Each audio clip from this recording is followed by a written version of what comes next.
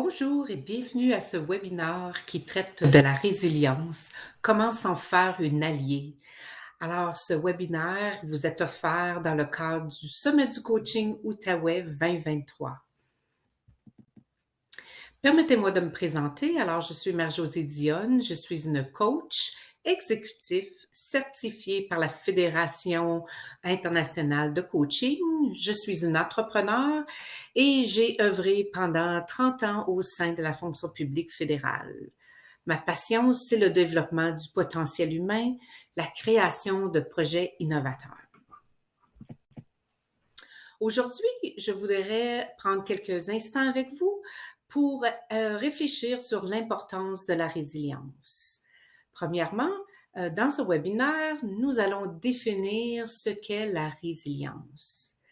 Essayez d'identifier certains perturbateurs. On ne les identifiera pas tous, mais quelques-uns. Explorer quelques réactions humaines qui mettent par contre à risque notre équilibre, identifier certains outils pour le développer et maintenir sa résidence, et ceci avec l'aide du coaching.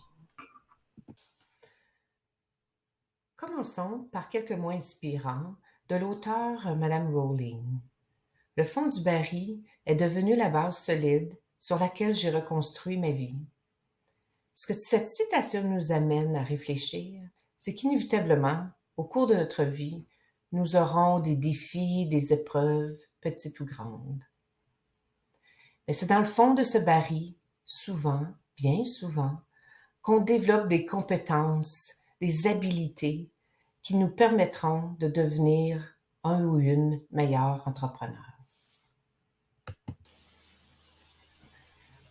La littérature nous offre plusieurs définitions de la résilience. Celle que j'ai choisie aujourd'hui est celle de l'Organisation mondiale de la santé. L'organisation définit la résilience comme la capacité d'un système, d'une communauté, d'une personne à résister, à s'adapter, à se rétablir à des effets néfastes, des chocs, des situations stressantes. C'est la capacité de retrouver, de maintenir un niveau de fonctionnement équilibré et de se développer positivement malgré l'adversité. Ce que j'aime dans cette définition, c'est qu'elle regarde la résilience sous l'angle de la personne, d'une communauté, mais également au niveau organisationnel. Cette définition aussi nous offre le choix de comment on réagit à la résilience. Est-ce qu'on résiste? Est-ce qu'on s'adapte? Cette définition aussi amène l'élément qu'il faut se rétablir. Alors, prendre le temps de se rétablir de ces situations, de ces épreuves, de ces chocs. Les perturbateurs, il y en a plusieurs, évidemment, ou des épreuves, des chocs qu'on peut faire face au cours d'une carrière. Évidemment, celle qui est bien connue, dont on a tellement parlé, fait couler beaucoup d'encre, a demandé beaucoup d'énergie, et bien évidemment celle de la COVID.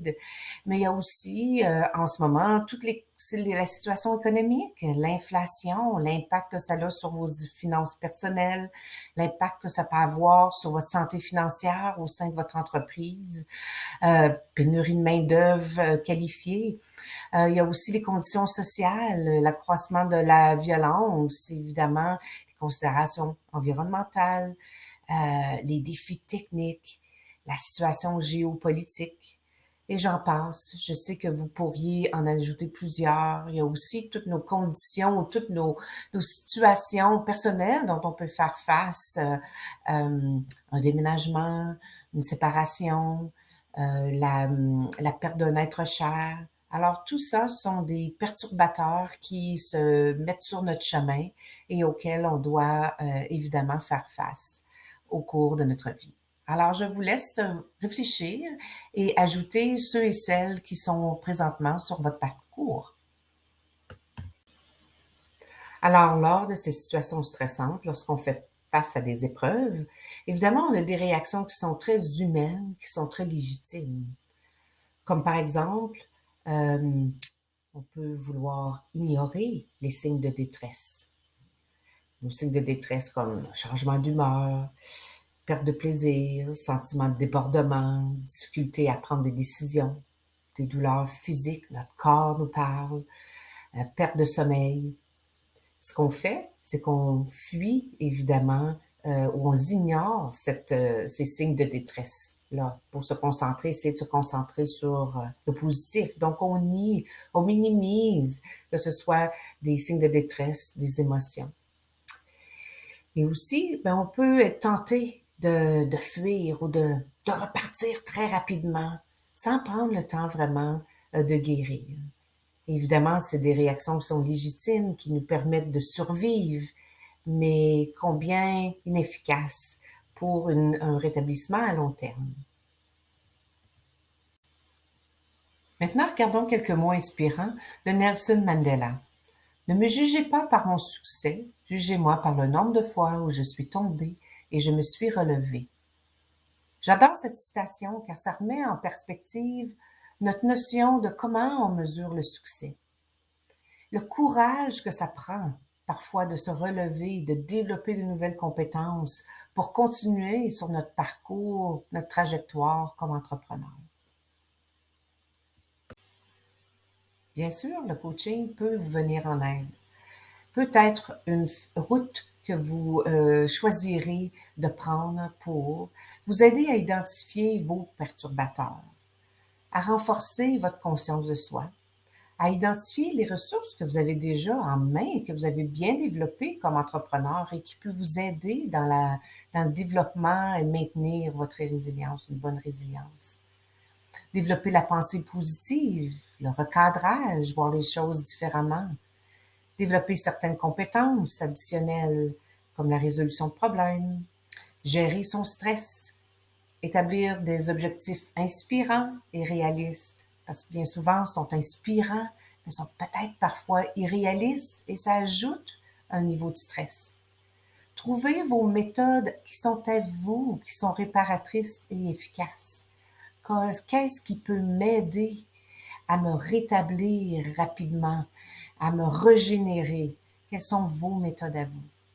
Alors, le coaching vous offre plusieurs outils à votre portée pour pouvoir développer et maintenir votre résilience. J'espère que ce webinaire vous a plu, qui vous a permis de vous créer de l'espace pour réfléchir à votre niveau de résilience en ce moment. Qui sait, peut-être nos parcours se rencontreront. Ne l'oubliez pas, chers entrepreneurs de l'Outaouais, vous êtes des éléments clés pour de bonnes conditions sociales et économiques en Outaouais. Alors, bonne continuité et franc succès.